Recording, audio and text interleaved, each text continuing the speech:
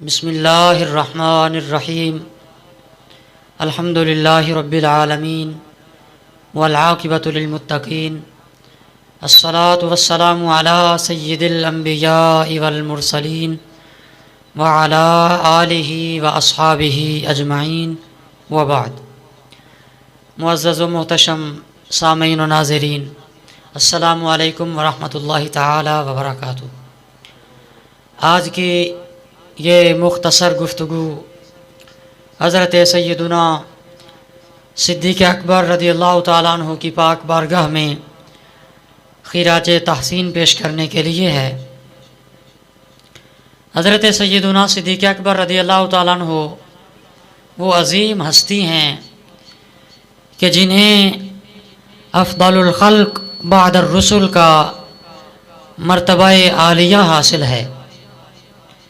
راحت عالم صلی اللہ علیہ وآلہ وبارک وسلم سے 2 سال بعد مکہ شریف میں پیدا ہونے والی یہ عظیم شخصیت، جن کو دنیا حضرت ابوبکر صدیق رضی اللہ تعالیٰ عنہ کے پاک نام سے جانتی ہے، آپ کا اصل نام نامی اسم گرامی حضرت سیدنا عبداللہ رضی اللہ تعالیٰ عنہ ہے، اور آپ کا لقب عتیق اور صدیق ہے، جبکہ جناب کی کنیت ابو بکر ہے۔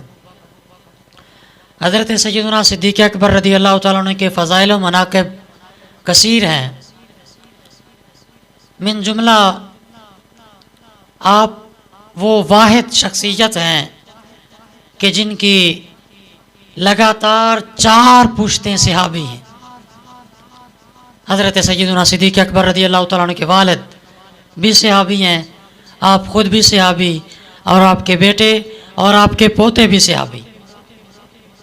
یہ پورے کم و بیش 1.25 لاکھ صحابہ میں سے واحد شخصیت ہیں جن کو یہ اعزاز حاصل ہے کہ آپ کی لگاتار 4 پشتیں صحابی ہیں۔ اسی طرح جمع القرآن کا عظیم صحرا بھی آپ ہی کے سر سجدہ ہے۔ شروع سے نبی پاک صلی اللہ علیہ وآلہ وسلم کی سنگت اور رفاقت آپ کو اس قدر نصیب ہوئی کہ بچپن سے لے کے جوانی تک، اور حضور کے مکی ایام سے لے کے مدنی ایام تک، اور غار سے لے کے مزار تک، اور دنیا سے لے کے آخرت اور جنت تک ہمیشہ حضور کا ساتھ نصیب رہا۔ حضرت سیدنا صدیق اکبر رضی اللہ تعالیٰ عنہ کا حضور کے ساتھ جو عشق اور محبت ہے، وہ ایک انوکھی اور منفرد حیثیت رکھتا ہے۔ ایک حدیث پاک جس کو امام بخاری اور مسلم سے لے کے کثیر ائمہ حدیث نے اپنی اپنی کتب کے اندر درج کیا، اور اس ایک روایت کو امام بخاری نے صحیح بخاری میں متعدد مقامات پہ ذکر کیا ہے۔ مختصراً میں عرض کرتا ہوں کہ حضور جب مدینے میں تھے تو مدینے کے کچھ قبائل کا آپس میں کوئی جھگڑا ہو گیا، تو جناب ان کے درمیان صلح کروانے کے لیے تشریف لے کے گئے۔ بعض روایات میں ہے کہ جناب ظہر کی نماز پڑھا کے تشریف لے کے گئے تھے۔ اب عصر کا وقت ہو گیا اور حضور ابھی تک واپس نہیں آئے۔ حضرت بلال رضی اللہ تعالیٰ عنہ نے اذان پڑھی، انتظار کیا لیکن حضور نہ آئے۔ پھر انہوں نے آ کے حضرت سیدنا صدیق اکبر رضی اللہ تعالیٰ عنہ کی بارگاہ میں عرض کیا کہ جناب حضور ابھی تک واپس نہیں آئے ہیں، تو آپ ذرا آ کے جماعت کروا دیں۔ حضرت صدیق رضی اللہ تعالیٰ عنہ تشریف لائے، نماز شروع ہوئی، ادھر سے نماز شروع ہوئی، ادھر سے حضور آ گئے۔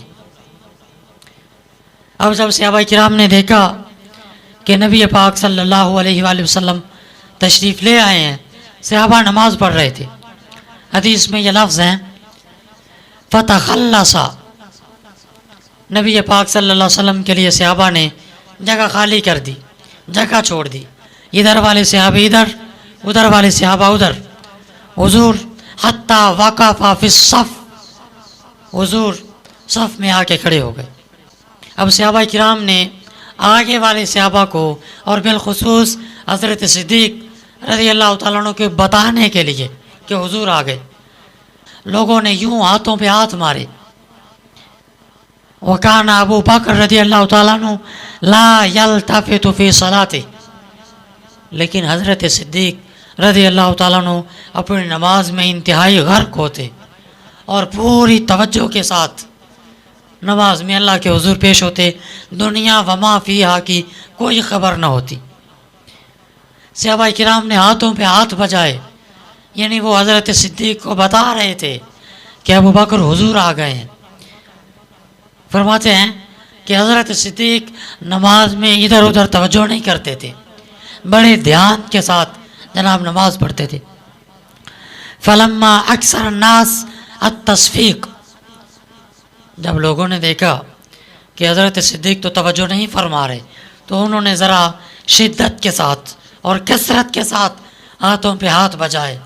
جب ان کی یہ تصفیق اور یہ ہاتھوں پہ ہاتھ بجانا یہ اکثر کثیر ہوا، زیادہ ہوا، التفت ابو بکر رضی اللہ تعالیٰ عنہ فرعا رسول اللہ صلی اللہ علیہ وسلم، حضرت صدیق مڑے، ان کے اس ہاتھوں پہ ہاتھ بجانے کی طرف متوجہ ہوئے، اتنے متوجہ ہوئے کہ جناب نے حضور کو دیکھ لیا. اب یہاں سے وہ لوگ ذرا توجہ فرمائیں جو کہتے ہیں کہ نماز میں حضور کا خیال آنے سے نماز ٹوٹ جاتی ہے. حضرت صدیق مصلی رسول پہ تھے، حضور پیچھے سے صف میں آئے، حضرت صدیق کے پیچھے کھڑے ہیں. حدیث میں یہ لفظ ہیں کہ حتیٰ رہا رسول اللہ صلی اللہ علیہ وسلم، حضرت صدیق یوں مڑے کہ آپ نے حضور کو دیکھ لیا. اب امام یوں کر کے دیکھے تو وہ مقتدیوں کو اور بالخصوص جو پیچھے کھڑا ہے اس کو نہیں دیکھ سکے گا. پیچھے کھڑے شخص کو دیکھنے کے لیے اس کو مکمل مڑنا ہوگا. حضرت صدیق نے پیچھے مڑ کے دیکھا، حتیٰ رہا رسول اللہ صلی اللہ علیہ وآلہ وسلم، انہوں نے حضور کو دیکھ لیا. جب دیکھا کہ حضور تشریف فرما ہے، حضرت صدیق پیچھے ہٹنے لگے. فاشار الیہ رسول اللہ صلی اللہ علیہ وسلم ان امکث مکانک، نبی پاک صلی اللہ علیہ وآلہ وسلم نے حضرت صدیق کو اشارہ کیا کہ اپنی جگہ پہ قائم رہیے اور نماز پوری کروائیے. جب حضور نے اشارہ کیا فرفع ابو بکر رضی اللہ تعالیٰ عنہ یدیہ فحمد اللہ علی ما امرہ بہ رسول اللہ صلی اللہ علیہ وآلہ وسلم.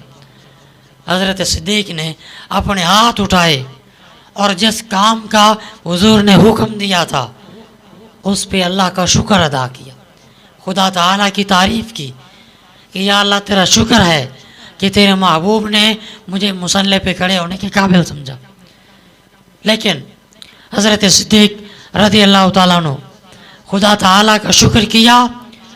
ثم استأخر ابو بکر رضی اللہ تعالیٰ عنہ حتیٰ استوى فی الصف، حضرت صدیق خدا تعالیٰ کا شکر کر کے پھر پیچھے مڑے اور صف میں آ کے کھڑے ہو گئے.